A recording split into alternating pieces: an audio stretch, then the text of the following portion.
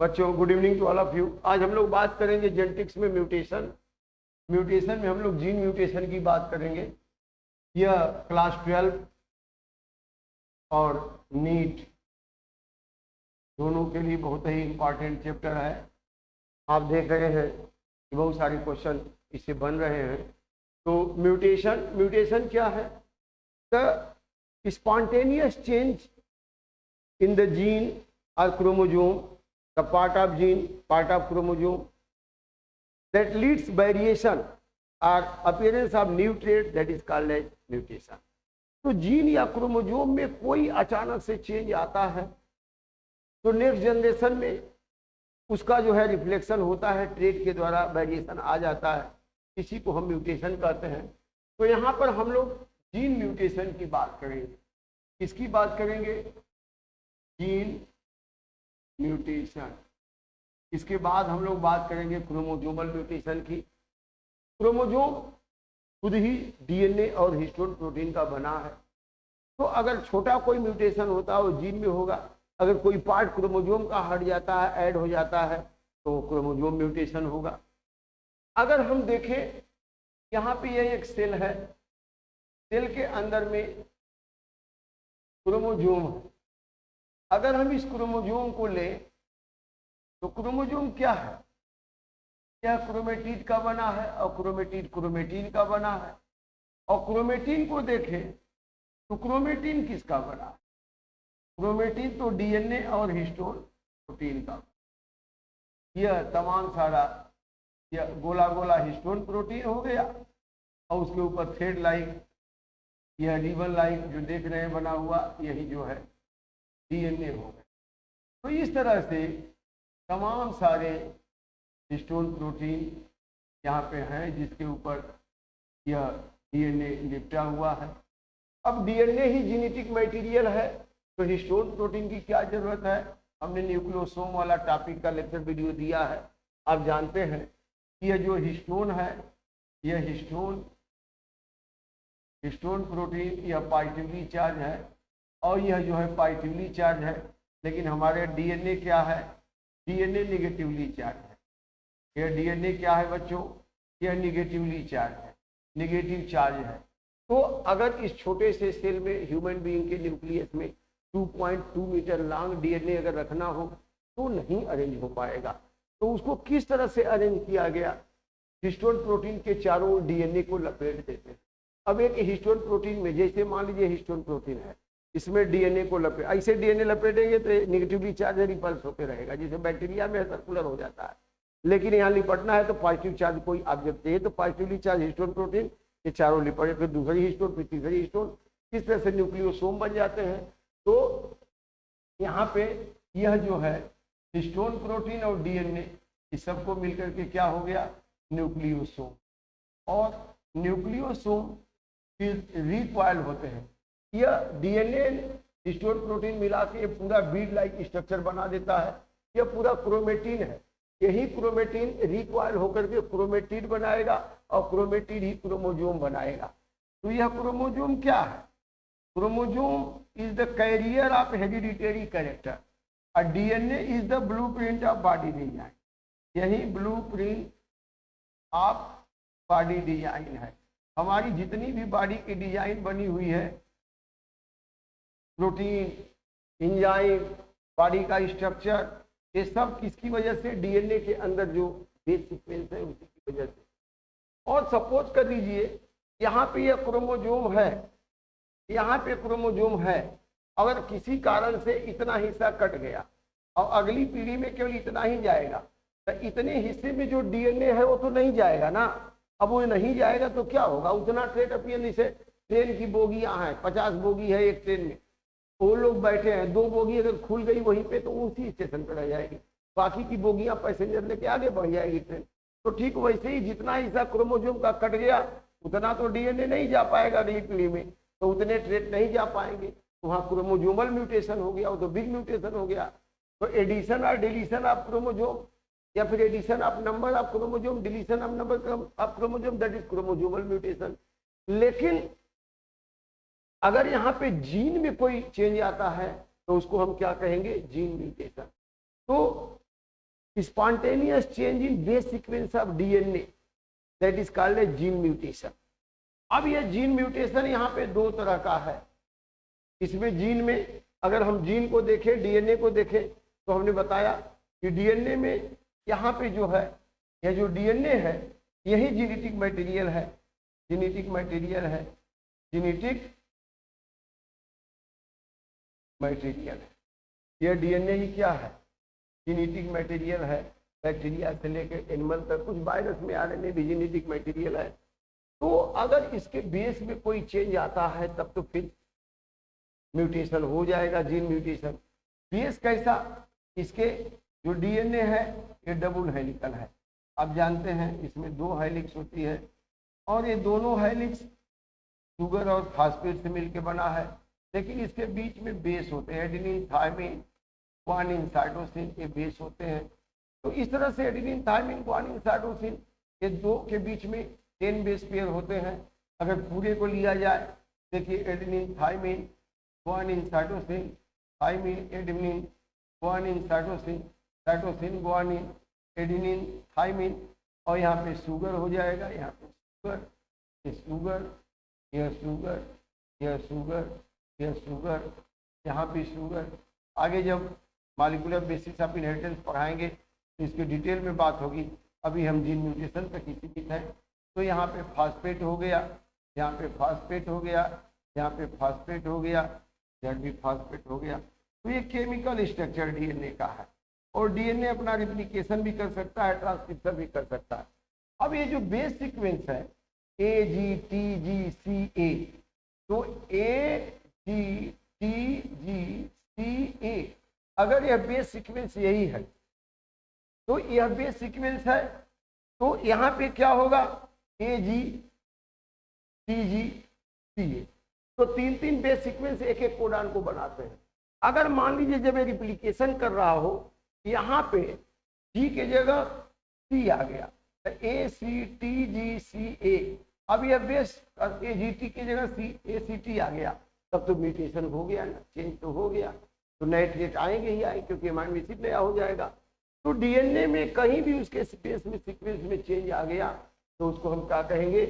Gene mutation कहेंगे, क्योंकि ये डीएनए का पार्ट, ये हमारा फिंगर है, तो यह पार्ट, यह पार्ट, यह पार्ट, तो ये भी फिंगर, ये भी फिंगर का पार्ट भी। तो एक एक पार्ट अगर एक एक जीन हो तो पूरा ये डीएनए में एक एक पार्ट, एक एक जीन, एक एक ट्रेट को बनाता है। तो मतलब खुद डीएनए का पार्ट ही जीन है, या gene is the part of DNA, that is called system. तो इसमें अगर कोई चेंज आता है तो उसको हम जीन म्यूटेशन कहेंगे। अब जीन म्यूटेशन दो तरह का यहाँ दिखाया गया है। एक तो है पॉइंट म्यूटेशन और दूसरा है फ्रेम शिफ्ट म्यूटेशन। तो पहले हम पॉइंट म्यूटेशन देख लें, फिर फ्रेम शिफ्ट म्यूटेशन देख लें। पॉइंट म्यूटेशन, पॉइंट म्यूटेशन क्या है? Point mutation, the mutation in which, या gene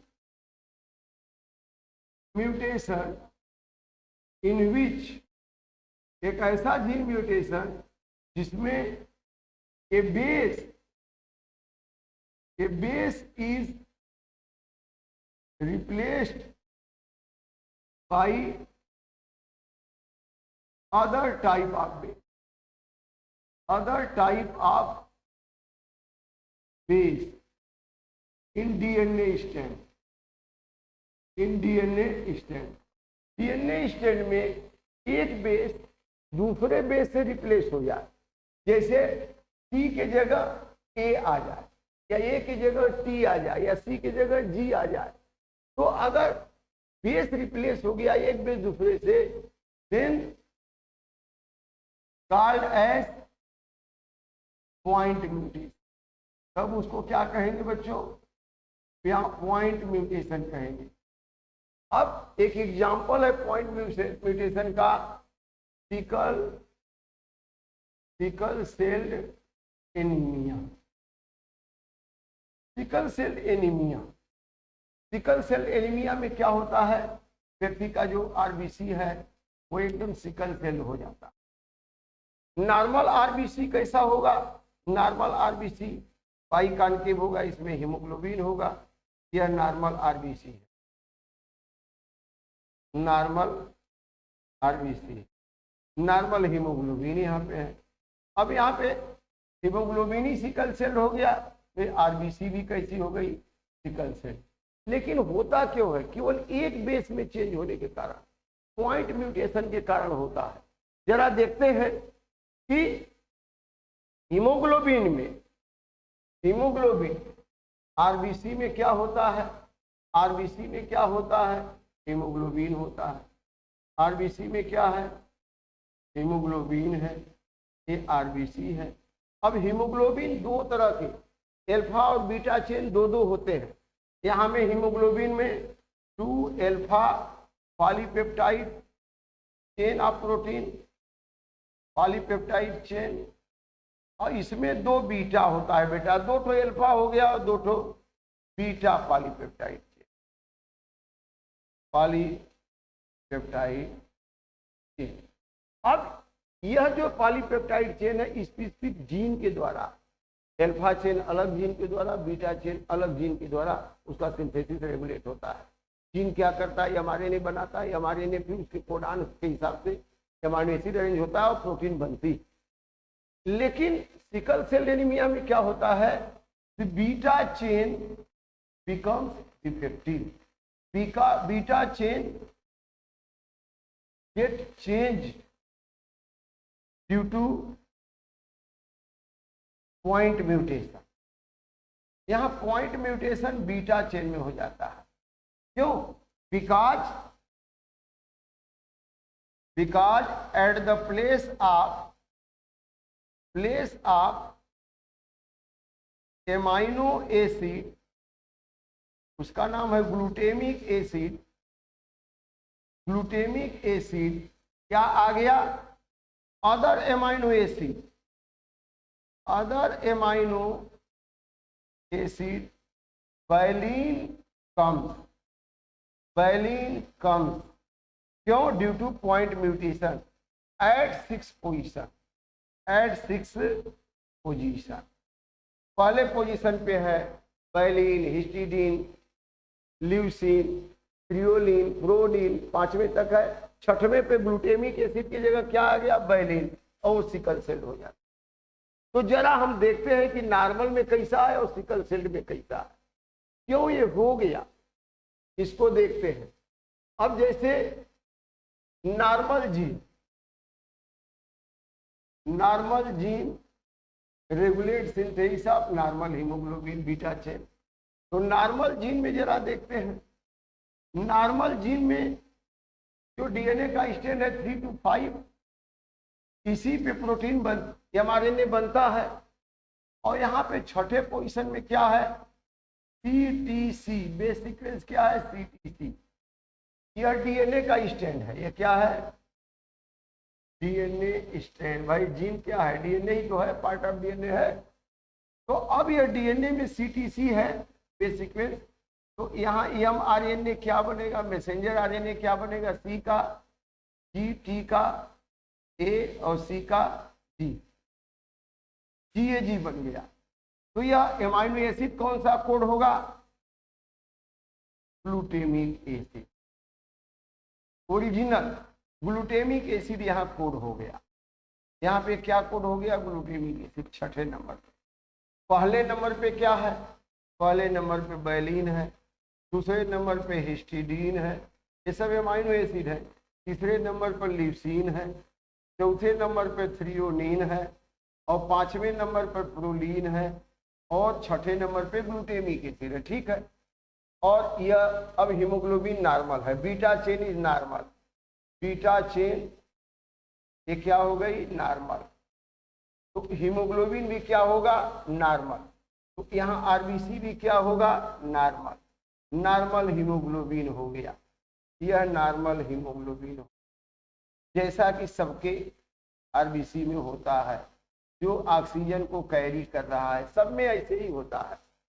लेकिन सिकल सेल एनीमिया में क्या होता है, सिकल सेल एनीमिया में क्या होता है, sickle cell anaemia, in sickle cell anaemia, in gene in gene base T, यह जो टी है replaced by base A. T किससे रिप्लेस हो गया? ए से, माने थायमिन एडेनिन से रिप्लेस हो गया। अब जरा देखिए, यह सिकल सेल जीन है, डिफेक्टिव जीन है, म्यूटेटेड जीन है, म्यूटेटेड जीन। कैसा म्यूटेशन? पॉइंट म्यूटेशन यहाँ हो रहा है। ध्यान दीजिए, पॉइंट म्यूटेशन क्यों हो रहा है? थ्री एंगल पे क्या है? थ्री एंगल पे और फाइव एंगल पे। तो थ्री एंगल पे क्या है बेटा? यहाँ पे थ्री एंगल पे टीटीसी यहाँ होना चाहिए। ये 5 3 और ये 5, ये डायरेक्शन है ये इनका डीएनए का। यहाँ भी 3 to 5 है, वही स्टैंड। डीएनए में 2 स्टैंड है, 3 to 5, 5 to 3, तो 3 to 5 ही हमारे लिए बनता है, उसी से फिर प्रोटीन का ट्रांसलेशन होता है। तो यहाँ पे क्या आ गया? T is replaced by A, T is replaced by A। तो CTC की जगह क्या हो गया? CAC। देखिए, T रिप्लेस हो गया A से, तो यह डीएनए है। यह क्या है? म्यूटेटेड जीन है, माने डीएनए है। और यह डीएनए में क्या हो गया? T replaced by A। तो अब आरएनए, mRNA, मैसेंजर आरएनए कैसा बनेगा? GUG। अब GUG बन गया, तो GUG बन गया तो यहाँ पे अमाइनो एसिड क्या आएगा? वैलिन आ जाएगा, क्योंकि GUG वैलिन को कोड करता है। 6वें नंबर पे यहाँ पे ग्लूटेमिक एसिड था, क्योंकि CTC कोड किया GAG और GAG कोड करता है ग्लूटेमिक एसिड को। लेकिन यहाँ पे 6ठे नंबर पे T की जगह यहाँ CAC हो गया, तो GUG हो गया, तो वैलिन आ गया। पहले नंबर पे भी वैलिन, इसके बाद हिस्टीडीन दूसरे नंबर पे सही है, इसके बाद ल्यूसीन, ये भी सही है, यहाँ कोई चेंज नहीं आया। फिर चौथे नंबर पर थ्रियोनिन, ये भी सही है। 5वें नंबर पे प्रोलीन, ये भी सही है। 6वें नंबर पे वैलिन आ गया। क्यों आ गया? Due to A, T is replace by A, तो GUG हो गया, वैलिन आ गया। अब जब यह वैलिन आ गया 6ठे नंबर पे, तो क्या हो गया? यहाँ पे सिकल सेल हीमोग्लोबिन, यह हीमोग्लोबिन सिकल सेल हो गया। इसको क्या कहेंगे? RBC भी सिकल सेल। तो सिकल सेल RBC। क्यों? पहले नंबर पे भी वैलिन, 6वें नंबर पे ग्लूटेमिक एसिड की जगह वैलिन आ गया। अब यहाँ पे जब व्यक्ति में लो ऑक्सीजन कंटेंट होगा, तो ये हीमोग्लोबिन का पॉलीमराइजेशन हो जाएगा और ये बिल्कुल हंसिया सिकल सेल हो जाएगा। RBC भी सिकल सेल हो जाएगा, then unable to carry oxygen, तो ऑक्सीजन ठीक से ढो नहीं पाएगा, इसीलिए इसको कहते हैं सिकल सेल एनीमिया। तो क्यों हो गया? एक बेस केवल, पूरा जीन में खाली T की जगह A आ गया, पॉइंट म्यूटेशन हो गया, और ये पूरा का पूरा जो है हीमोग्लोबिन बीटा चेन, ये बीटा चेन क्या हो गई? बीटा चेन ऑफ हीमोग्लोबिन ये डिफेक्टिव हो गई और सिकल सेल एनीमिया हो गया। इसी को बच्चों पॉइंट म्यूटेशन कहते हैं। अब नीट एग्जाम में पूछ सकता है, in the point mutation beta globin change, in beta globin chain at the place of glutamic acid what will comes? Then valine come 6ठे नंबर पे। अब यहाँ पे डीएनए स्ट्रैंड में जो बीटा ग्लोबिन प्रोटीन को कोड कर रहा है उसमें CTC है, तो CTC की जगह म्यूटेटेड में क्या आ गया? CAC, T की जगह A, थायमिन की जगह एडेनिन, और ग्लूटेमिक एसिड के लिए GAG है, उसकी जगह पे GUG वैलिन वाला आ गया। इस तरह से बहुत सारे क्वेश्चन कर सकते हैं, तो इसको आप देख लीजिएगा। इसके बाद हम लोग बात करेंगे फ्रेम शिफ्ट म्यूटेशन। ये फ्रेम शिफ्ट म्यूटेशन की बात कर लेते हैं थोड़ा सा। पॉइंट म्यूटेशन तो हो ही गया, फ्रेम शिफ्ट म्यूटेशन क्या है? यहाँ पे पॉइंट म्यूटेशन हो गया। अब यहाँ पे हम फ्रेम शिफ्ट म्यूटेशन की बात करें। फ्रेम क्या है बेटा? फ्रेम माने डीएनए स्ट्रैंड, हमारा डीएनए स्ट्रैंड ही फ्रेम है। इसको मिटा देते हैं, मिटा के देख लेते हैं फिर से। ये तो हो गया पॉइंट म्यूटेशन।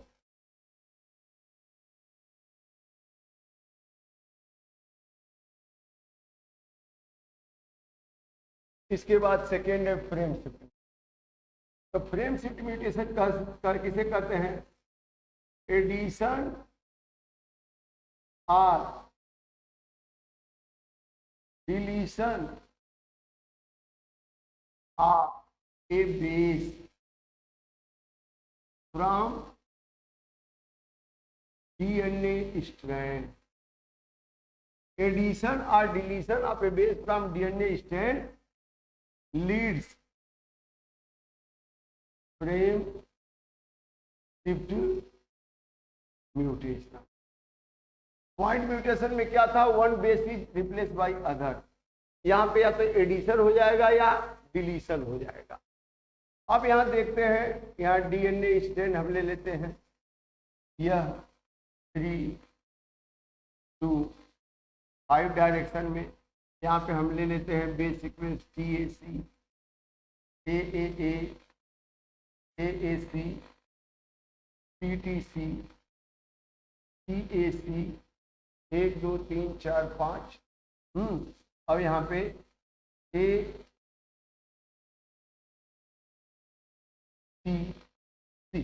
चलिए ए ले लिया. अब यहाँ पर हमें देखते हैं, या 5 ही रहने देते हैं, बहुत जरूरी नहीं है. अब यहाँ पे एडिशन ऑफ यह बेस ए, यहाँ पे डिलीशन ऑफ बेस ए. इस बेस ए को डिलीट कर दिया, डिलीशन ऑफ बेस ए. अगर यहाँ पे बेस ए डिलीट हो गया तो क्या फ्रेम बनेगी, C2 5 में. अब जैसे TAC तो रहेगा ही, AAA भी रहेगा, लेकिन इसके ए हट गया तो ACC, जैसे आपका ईमेल आईडी होता है ना, आगे वाला लेटर ले लेता है, वैसे ही यहाँ पे ए और यह हट गया तो ACC हो गया. ACC ए हट गया तो TCC, DCC, और फिर यहाँ पे लास्ट में हो गया AC. तो देखिए यहाँ इसको कहते हैं बैकवर्ड फ्रेम शिफ्ट म्यूटेशन. ये शिफ्ट छोटा हो गया, शिफ्ट हो गया, तो इसको बैकवर्ड फ्रेम शिफ्ट म्यूटेशन. दूसरी कंडीशन है, मान लीजिए इसी की जगह पे हमने एडिशन ऑफ बेस टी कर लिया, एडिशन ऑफ बेस टी. अगर बेस टी यहाँ जुड़ जाए तब क्या कंडीशन बनेगी. अब यहाँ पे क्या स्टैंड बनेगा, C2 5 डायरेक्शन में. तो यहाँ पे TAC, AAA, अब इसके बाद AA, यहाँ पे T बीच में आ गया, T जुड़ गया, तब TCT, अब TCA, और यहाँ पे C एक एक्स्ट्रा हो गया. इसका मतलब यहाँ हो गया forward frame shift, forward frame shift mutation. जैसे कोई वर्ड आप लिखते हैं, जैसे आपने लिखा बायोलॉजी. अब बायोलॉजी में मान लीजिए BILOGY, ओ छूट गया, तब भी ये म्यूटेशन हो गया. अगर यहाँ पे BIOLOGY हो गया, तभी ये गड़बड़ हो गया. तो एक लेटर निकल जाए, एक लेटर बढ़ जाए, दोनों कंडीशन में गड़बड़ हो गया कि नहीं हो गया. तो एक लेटर निकल गया तो छोटा हो गया, एक लेटर बढ़ गया तो बड़ा हो गया. तो यहाँ भी बेस सीक्वेंस में डीएनए स्ट्रैंड में कोई बेस सीक्वेंस हट गया तो बैकवर्ड फ्रेम शिफ्ट. अब कोई, अब जैसे यहाँ पे ए हट गया तो बैकवर्ड फ्रेम शिफ्ट में छोटा हो गया, यहाँ पे टी बढ़ गया तो बड़ा हो गया, फॉरवर्ड फ्रेम शिफ्ट म्यूटेशन. इस तरह से, क्योंकि ये पूरा कोडान को ही चेंज कर दे रहा है, ये कोडान को चेंज कर दे रहा है, तो एमाइनो एसिड का सीक्वेंस चेंज हो जाएगा. तो प्रोटीन चेंज, आपने देखा ना, TTC की जगह CAC हो गया तो पूरा कोडान एक तो चेंज हो गया, तो एमाइनो एसिड चेंज हो गया, तो प्रोटीन ही चेंज हो गई. तो मतलब कहने का यह है कि जीन में कहीं भी बेस सीक्वेंस में कोई दिक्कत आएगी, कोई कमी आएगी, कोई चेंज आएगा, तो वह जीन म्यूटेशन हो जाएगा, और वहाँ कोडान फिर चेंज होंगे, फिर एमाइनो एसिड चेंज होगा, फिर प्रोटीन चेंज होगी, फिर कैरेक्टर ट्रेड चेंज हो जाएंगे. तो इस तरह से gene mutation leads variation among the individual. बच्चों आपने देखा ये तमाम सारे जीन म्यूटेशन है. आजकल तो जो है नई नई वेराइटी बनाने के लिए सीड के ऊपर में अल्फा बीटा गामा रेज डाल करके इरेडिएट करके हुए जीन के सीक्वेंस में चेंज करके नई वेराइटी बनाने की कोशिश कर रहे हैं. अगर यूजफुल वेरिएशन हो गया तो उसको सेलेक्ट कर लिया, यूजफुल नहीं है तो कोई बात नहीं है. तो gene mutation alpha beta gamma rays की वजह से, अल्ट्रावायलेट रेज की वजह से, मस्टर्ड गैस, तमाम सारे कारण हैं जिसकी वजह से म्यूटेशन हो ही जाता है। तो इस तरह से यह जो है जीन म्यूटेशन रहा। और point mutation sickle cell anaemia, ये तो बहुत इंपॉर्टेंट, तो आप इसको देख सकते हैं, पढ़ सकते हैं और निश्चित रूप से आपके बोर्ड एग्जाम में और आपके नीट में भी पूछा जाएगा बच्चों। Thank you very much. और एक चीज मैं कहूंगा कि लेक्चर वीडियो देखिए, उसको सब्सक्राइब करिए, शेयर करिए